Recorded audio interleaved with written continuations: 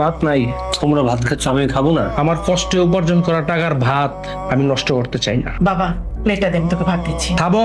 তুমি ভুলে যেও না এই সংসার এখনো আমার কথায় চলে। তুমি যদি ওকে ভাত দাও তাহলে ওর মতো তোমাকে ওই বাড়িতে না খেয়ে থাকতে হবে। বলবো একটা সিগারেট দেন। সিগারেট নাই, তাহলে এক কাপ চা দেন। চাও নাই, টাকা দেন চিন্তা। আমি তোমার কাছে সিগারেট ছিলাম, তুমি আমার বলে সিগারেট নেই। সিগারেট বাকিতে বেশি না, আগের এই টাকা রয়েছে। বাইকের চাবিটা দে না, একটু মোর সাথে দেখা করে আসি। সিগারেট খাবি? চা খা, প্রয়োজন অন্য কিছু খাবো, আমার চাবি চাইস না, আমার কাজ আছে। চাবি লাগবে না, একটু এদিকে আয় না। 5,000 টাকা দিতে পারবি? আজকে মোয়ের জন্মদিন তো, কিছু একটা গিফট দিতাম। 20,000 টাকা নিয়েছিলি যে মনে আছে? তুই টাকা পয়সা 2 দিন পর পরই নেস, দেওয়া তো কোনো নামগঞ্জ থাকে না। তুই কিছু খাইলে খা, আমার টাকা পয়সা চাইস না। এই মামুন ভাই, ওর 1 প্যাকেট সিগারেট দেন তো। না লাগবে না, থাক। এইটা তোমার আসার সময় হলো? মানে আমি বুঝলাম না, আজকে একটা স্পেশাল দিন, আজকেও তোমার দেরি করতে হবে?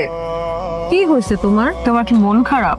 আমি কিন্তু তোমাকে চিনি, একটা সময় তুমি সব কিছুই করতে পারবা, তুমি অনেক বড় হবা। আর যত যাই হোক না কেন, আমি তো সব সময় তোমার সাথে আছি। তোমার মতো করে ভাগেও আমাকে বুঝবে না কখন।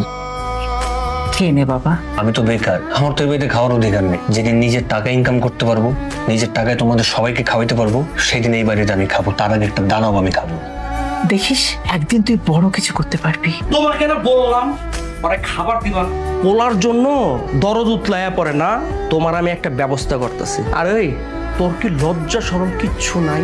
এই বুড়া বাপের ঘরে বুড়া বাপের ঘাড়ে বসে যে খাস, একটু লজ্জা করে না?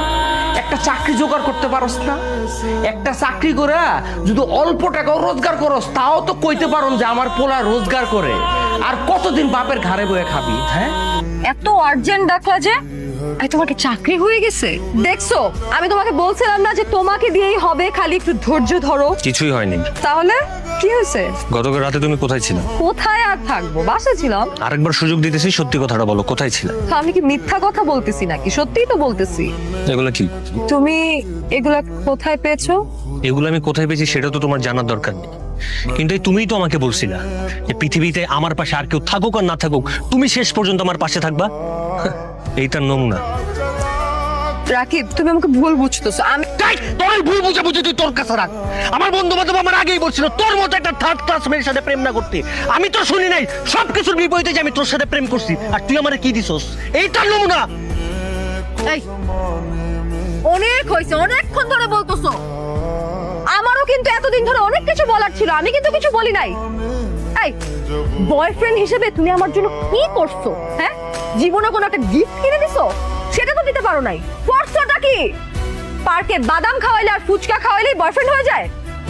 শোনো, বয়ফ্রেন্ড হওয়ার কোনো যোগ্যতাই তোমার নাই। আজকে থেকে তোমার সাথে আমার ব্রেকআপ। তুমি আমাকে আর কোনোদিনও নিজের গার্লফ্রেন্ড হিসেবে দাবি করতে আইসো না। আর আমি তোরে কি গার্লফ্রেন্ড হিসেবে দাবি করবো? তুই আমার বয়ফ্রেন্ড হিসেবে দাবি করিস না। আর তোমার এই চেহারাটা কখনো আমি আমার চোখের সামনে দেখতে চাই না।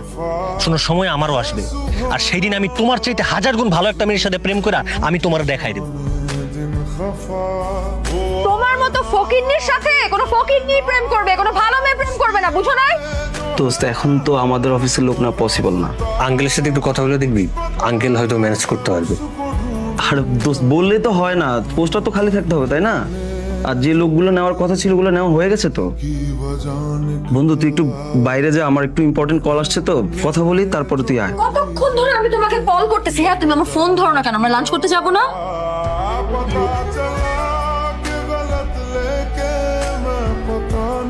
দোস্ত শোন, বয় বয়।